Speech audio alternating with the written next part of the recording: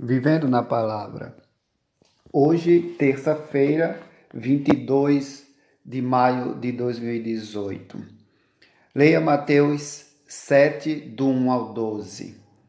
A primeira parte destes versículos é uma das passagens bíblicas que precisamos ter o cuidado de não forçar para além do seu devido significado.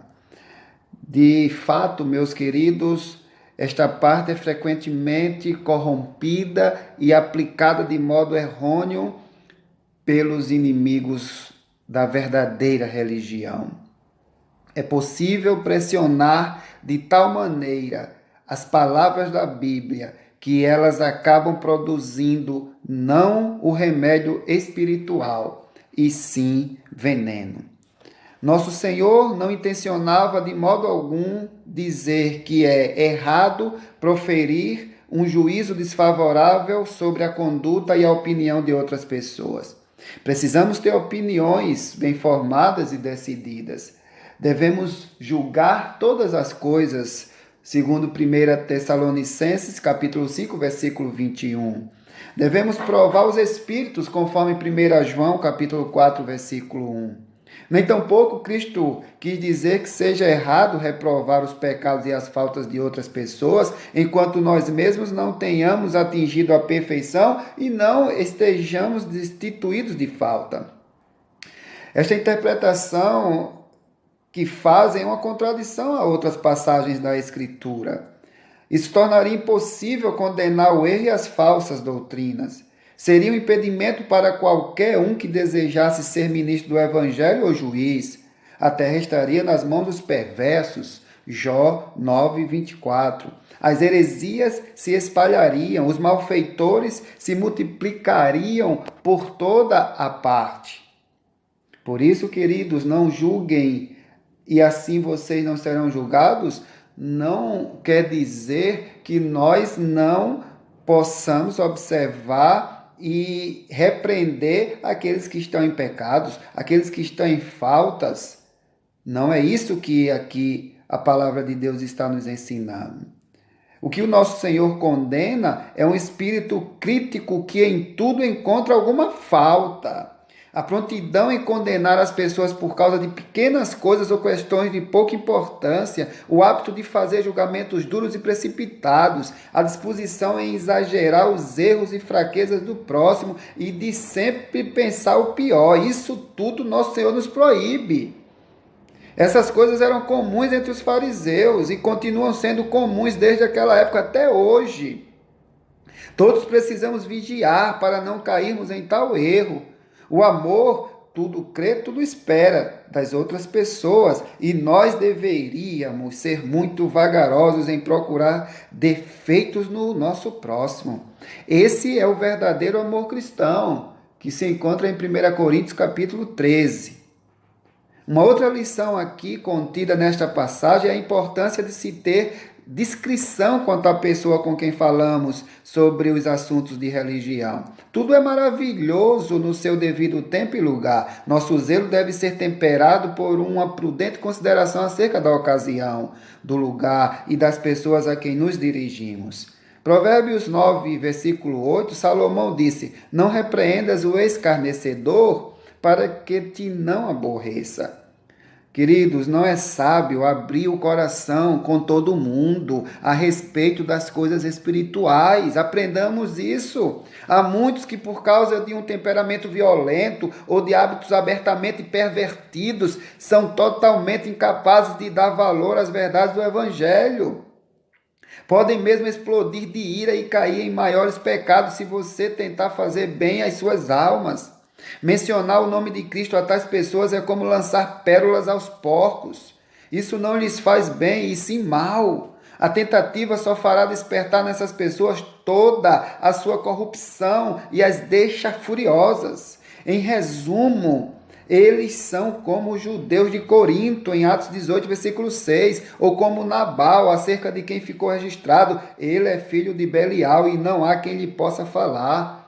1 Samuel, capítulo 25, versículo 17. Esta é uma lição particularmente difícil de se usar de maneira adequada. É preciso muita sabedoria para aplicá-la corretamente. A maioria de nós inclina-se muito mais a errar por excesso de cautela do que por excesso de entusiasmo. Geralmente tendemos muito mais por lembrar o tempo de estar calado do que o tempo de falar.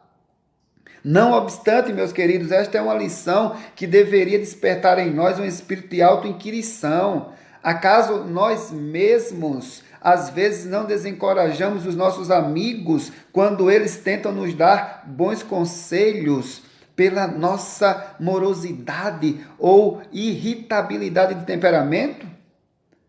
Nunca obrigamos outras pessoas a se manterem em silêncio e a nada dizerem por causa do nosso orgulho ou impaciente desprezo pelos conselhos que recebemos?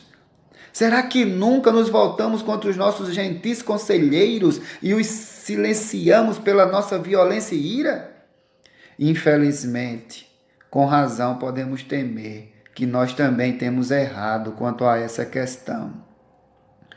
E a última lição aqui é o dever de orar e os ricos encorajamentos à oração. Existe uma maravilhosa conexão entre esta lição e aquela que lhe antecede.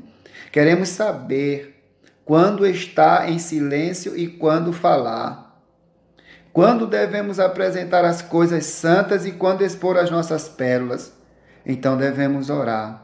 Este é um assunto ao qual o Senhor Jesus evidentemente atribui grande importância. A linguagem que ele usa é uma prova clara. Ele emprega 3 vocábulos diferentes para exprimir a ideia de oração: pedi, buscai e batei.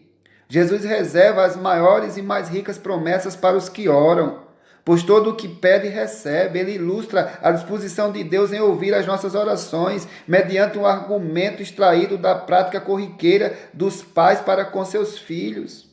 Ainda que os pais sejam maus e egoístas por natureza, não negligenciam as necessidades de seus filhos segundo a carne.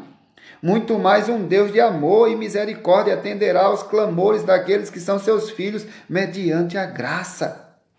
Devemos dar atenção especial a estas palavras de nosso Senhor a respeito da oração.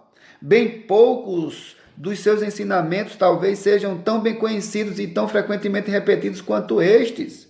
Mesmo os mais pobres e ignorantes são capazes de dizer que quem procura acha. Mas de que adianta saber estas coisas se não fazemos uso delas? O conhecimento não aprimorado e não bem empregado servirá apenas para agravar a nossa condenação no dia do juízo. Será que sabemos como pedir? Será que sabemos como buscar, como bater? Por que razão não saberíamos? Nada existe tão simples e claro quanto a oração, se o homem realmente tem o desejo de orar. Mas, infelizmente, não existe nada que os homens menos se disponham a fazer. Eles fazem uso de muitas formas de religiosidade, cumprem muitas ordenanças e fazem muitas coisas que estão certas, mas não estão dispostos a orar. Todavia, sem oração, meus queridos, nenhuma alma jamais se salvará. Será que realmente oramos? Em caso contrário, quando chegarmos na presença de Deus, ficaremos sem desculpa, a menos que nos arrependamos em tempo. Não seremos condenados por não fazer aquilo que não poderíamos ter feito, ou por não saber aquilo que não poderíamos ter conhecido. Entretanto, meus queridos, descobriremos que uma das principais razões por que estamos perdidos é porque nunca pedimos para ser salvos. Será que de fato oramos? Então, oremos ainda mais, sem nunca desanimar. Orar nunca é trabalho perdido nem em vão. Haverá um dia de produzir fruto, mesmo que se passe muito tempo. Esta palavra de Jesus nunca falhou, pois todo o que pede, recebe. Que Deus te abençoe em nome de Jesus. Amém.